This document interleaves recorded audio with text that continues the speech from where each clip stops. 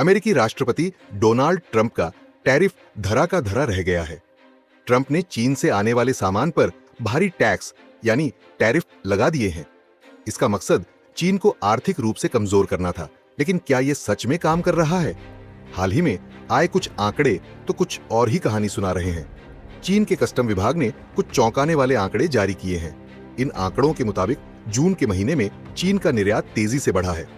यह बढ़ोतरी पिछले साल के मुकाबले 5.8% रही, जबकि मई में यह बढ़ोतरी सिर्फ 4.8% थी। यह इसलिए हुआ क्योंकि अमेरिका ने कुछ चीनी सामानों पर लगने वाले टैक्स में थोड़ी डील दी थी। इसके चलते कंपनियों और ग्राहकों ने अगस्त की डेडलाइन से पहले ही बड़ी मात्रा में सामान का ऑर्डर दे दिया। इसके अलावा चीन का आयात भी बढ़ा है। इसमें 1.11% की वृद्धि हुई है और यह इस साल पहली बार हुआ है कि चीन के आयात में भी वृद्धि हुई है। तो इन आंकड़ों से यह साफ पता चलता है कि ट्रंप के टैरिफ का असर वैसा नहीं हो रहा है जैसा सोचा गया था। आपको याद होगा, डोनाल्ड ट्रंप ने चीन के सामानों पर 245% तक का भारी भरकम टैक्स लगा दिया था। इसके जवाब में चीन ने भी कुछ अमेरिकी सामानों पर टैक्स बढ़ा दिए थे। इस वजह से दोनों देशों के बीच व्यापार में बहुत तनाव बढ़ गया था। शुरुआती समय में दुकानदारों और आयातकों ने चीन से जूते, कपड़े, खिलौने और अन्य सामान मंगाना लगभग बंद कर दिया था। चीन से अमेरिका को होने वाले निर्यात में भी बड़ी कमी आई थी।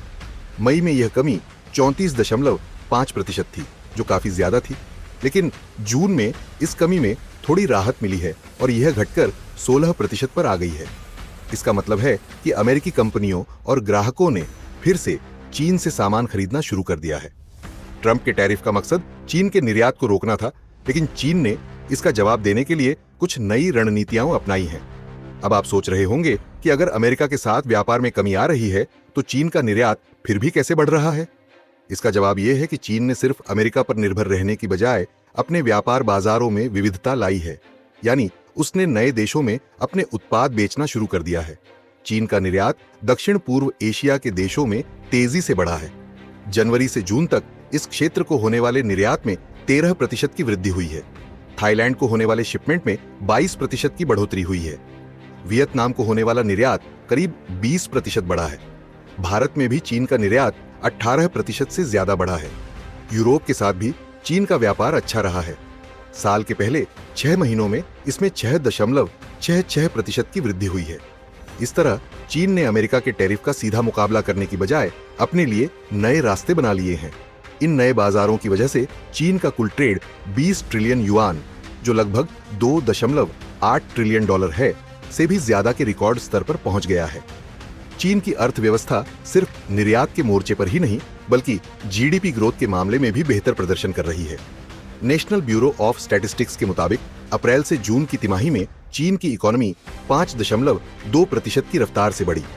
यह रॉयटर्स के अनुमान 5.1% से भी ज्यादा है। यह दिखाता है कि चीन की अर्थव्यवस्था मजबूत बनी हुई है और उसे अमेरिका के टैरिफ से उतना नुकसान नहीं हो रहा जितना सोचा गया था। फिलहाल वॉशिंगटन और बीजिंग ने 12 अगस्त की डेडलाइन को टाल दिया है, जिसके बाद टैरिफ और भी बढ़ सकते थे। लेकिन दोनों देशों के बीच शुरुआती बातचीत में कोई खास प्रगति नहीं हुई है। अचानक नीतियों में बदलाव होने से कंपनियों को आगे की योजना बनाने में परेशानी हो रही है। यानी ऐसा लग रहा है कि ट्रंप के टैरिफ से चीन को नुकसान होने की बजाय वह और भी मजबूत होकर उभरा है। उसने अपनी अर्थव्यवस्था को सिर्फ अमेरिका पर निर्भर रहने की बजाय दुनिया के दूसरे हिस्सों में भी फैला दिया है। क्या आपको लगता है कि चीन की यह रणनीति सफल रहेगी? हमें अपने विचार कमेंट्स में जरूर बताएं। वीडियो पसंद आया हो तो इसे ज्यादा से ज्यादा लाइक और शेयर करके चैनल को सपोर्ट करें। दोस्तों, आपका सपोर्ट ही हमारी ताकत है।